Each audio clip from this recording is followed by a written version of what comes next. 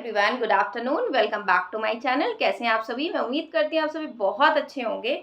और आज हम डिस्कशन करने वाले हैं कि हमारा जो सीटेट का एग्जामिनेशन है, मतलब उसका नोटिफिकेशन क्यों नहीं आया है, और सीटेट वालों को अपकमिंग केवीएस में मौका मिलेगा या नहीं, और सीटेट की जुलाई सीटेट की प्रिपरेशन स्ट्रेटेजी के बारे में कुछ, क्योंकि मेरे चैनल पे अराउंड 50% जो कैंडिडेट्स हैं वो सीटेट वाले ही हैं। Okay, so let's start.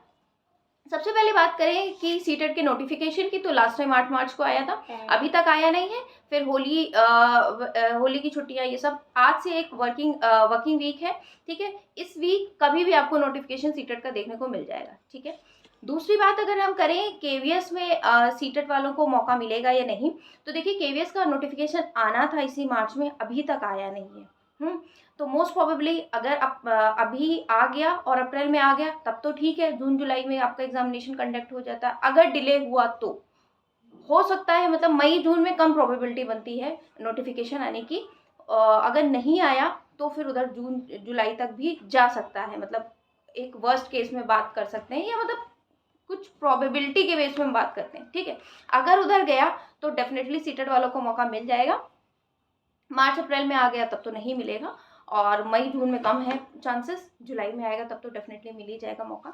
Next अगर हम बात करें तो सीटेट की प्रिपरेशन स्ट्रेटजी के बारे में, या हम कैसे क्या मतलब सीटेट को प्रिपेयर कर सकते हैं, तो देखिए सीटेट एक सबसे इजी एग्जाम है, ये आप अपने दिमाग में रखिए। प्रिपरेशन स्ट्रेटजी के दौरान, प्रिपरेशन के दौरान, ठीक है, सब कोई सीटेट को क्रैक कर सकता है, ये भी आप अपने दिमाग में रखिए। तीसरा, 90 नंबर लाने हैं, बस पास हो जाएंगे, ठीक है।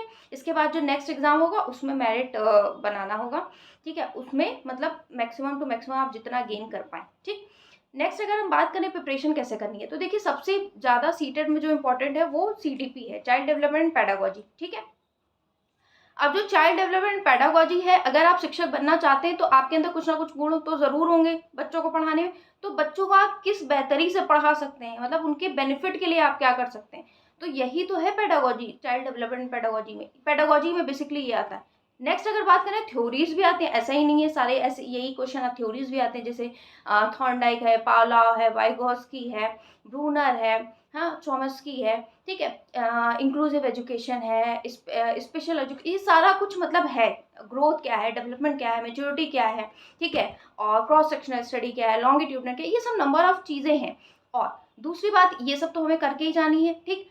और नेक्स्ट अगर हम बात करें ये करनी कहाँ से है, एक और अच्छी बात सीटेट की ये है, जितना सिलेबस प्रेस्क्राइब है उससे बाहर नहीं जाना है, ठीक।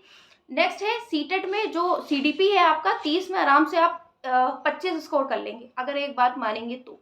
क्या है बात, आप कोई भी एक चैनल, जैसे 2 टीचर्स पढ़ा रहे हैं, अच्छा मतलब वैसे नंबर ऑफ टीचर सभी अच्छा पढ़ा रहे हैं, ठीक है। कोई भी टीचर अपनी तरफ से बेहतर ही पढ़ाता है, कि सभी टीचर चाहते हैं कि हमारे एस्पिरेंट अच्छा कर पाए। तो मैंने कहाँ से पढ़ा था, let's learn by Himanshi ma'am. आप सचिन सर से पढ़ सकते हैं। सचिन सर का मतलब वो इंग्लिश में पढ़ाते हैं, ज़्यादा इंग्लिश में ही लिखती हैं, इंग्लिश में ही बोलती हैं। और सचिन सर का क्या है कि वो हिंदी मतलब हिंदी में लिखना प्रेफर करते हैं, बताते दोनों में, बट लिखना वो हिंदी में प्रेफर करते हैं। तो उस टाइम मैंने क्या किया था कि उन्हीं के चैनल पे, let's learn by Himanshi ma'am, उनके चैनल पे मैंने देखा था, तो उन्होंने पूरी प्लेलिस्ट बना रखी चाइल्ड डेवलपमेंट पेडागोजी की। तो उस प्लेलिस्ट से आपको सारी वीडियोस देखनी है, 40 to 41 वीडियोस हैं, आपको वो पूरी वीडियोस देखनी है, ठीक है। वो वीडियोस देख लेंगे। उसके बाद उन्होंने एक मैराथन भी करा रखी, हर ईयर वो मैराथन कराती है। 1-2 ईयर छोड़ दिया हो, 1-2 बार सीटेट में छोड़ दिया हो तो छोड़ दिया हो, कुछ प्रॉब्लम्स आ जाती हैं, और वो मैराथन भी देख लेनी है। यहाँ से आपके कंसेप्ट क्लैरिटी हो जाएगी। आप कहेंगे इतनी सारी वीडियोस देखेंगे कब, तो वो सिर्फ वीडियोस आपको, जैसे मान लीजिए आप होम मेकर हैं तो खाना बना रहे हैं, झाड़ू पोछा जो भी कर रहे हैं, तो ईयरबड लगा के सुन सकते हैं। इस तरीके से आप वो वीडियोस कंप्लीट करें, या अभी तो टाइम है ना बहुत ज़्यादा, आप एक एक वीडियो तसल्ली से देखें, ठीक। अगर आपको ये नहीं करना है तो ये देखिए, ये मैंने प्रिंट आउट निकलवाया था, इसी तरीके का उन्होंने प्रिंट आउट्स दिया है, मतलब उनके चैनल पे है, और कम्युनिटी पे कहेंगे तो मैं लिंक भी बता दूंगी। तो इसी तरीके का मैंने भी निकलवा लिया था ये प्रिंट आउट, ठीक है।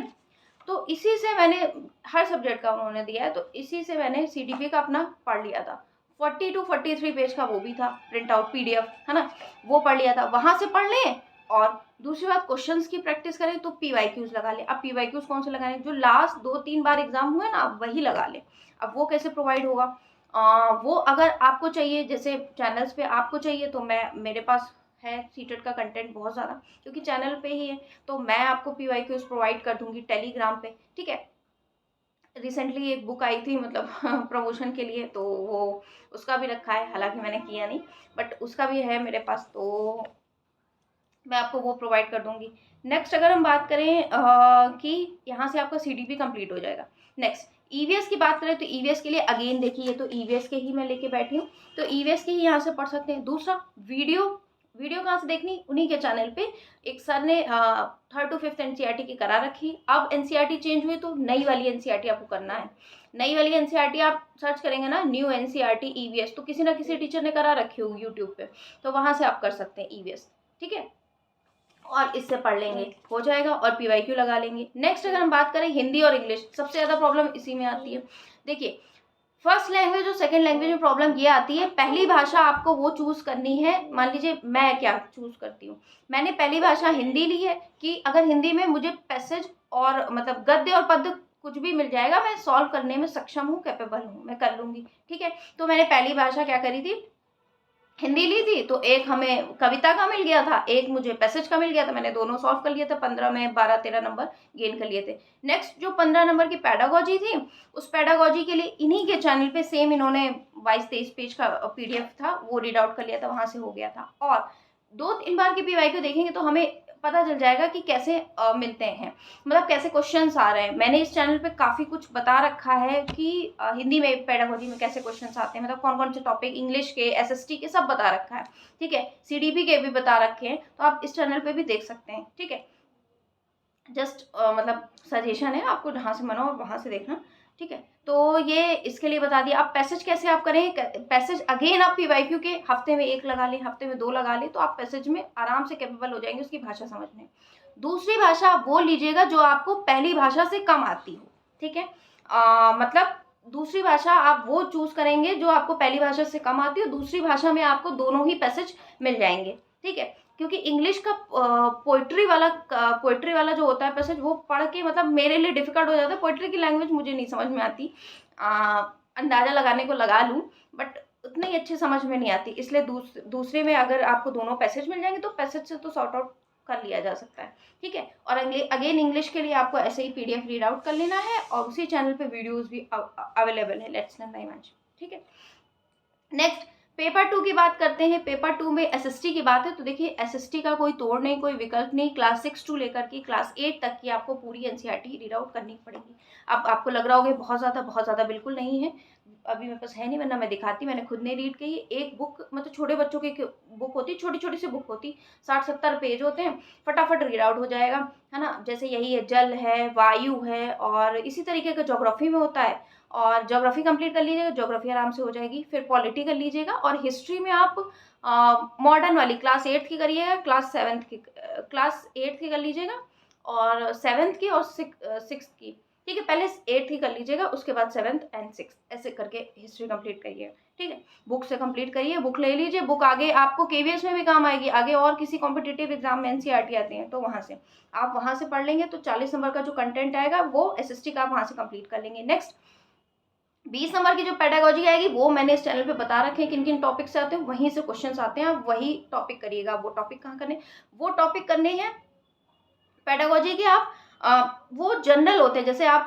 सोशल साइंस की कक्षा में बच्चों को अगर कुछ समझाना है तो कैसे भ्रमण के थ्रू या कैसे फील्ड ट्रिप के थ्रू कैसे आप समझा सकते हैं, इस तरह के को क्वेश्चन आते हैं। तो उसमें से बुद्धि लगाना होता है, पीवाईक्यू सॉल्व करना होता है, उसमें कहीं से कुछ पढ़ने की जरूरत नहीं होती। पीवाईक्यू लगाएंगे, धीरे धीरे आंसर देखेंगे, अपने आप टिक करने के बाद तो आपको आइडिया हो जाएगा, ठीक है। आई होप मैंने बेहतर समझाने की कोशिश की है अपने लेवल से, तो इसी तरीके से आप भी क्रॉस मतलब पढ़िए। 2-3 बार दिया, मतलब मैंने दे दिया, जस्ट कोई एग्जाम था नहीं, तो ऐसे ही मेरे 100+ मार्क्स थे, ठीक है। आप सभी के साथ शेयर भी किया, चैनल पे पढ़ा भी होगा, कुछ लोग पूछेंगे ना, तो पढ़ा भी है, आप देख सकते हैं। So it was in this video, meet you in my next video, till then bye. बहुत सारी प्रिपरेशन स्ट्रेटेजी मैं शेयर भी करूँगी सीटेट की, ठीक है। सो बाय एवरीवन।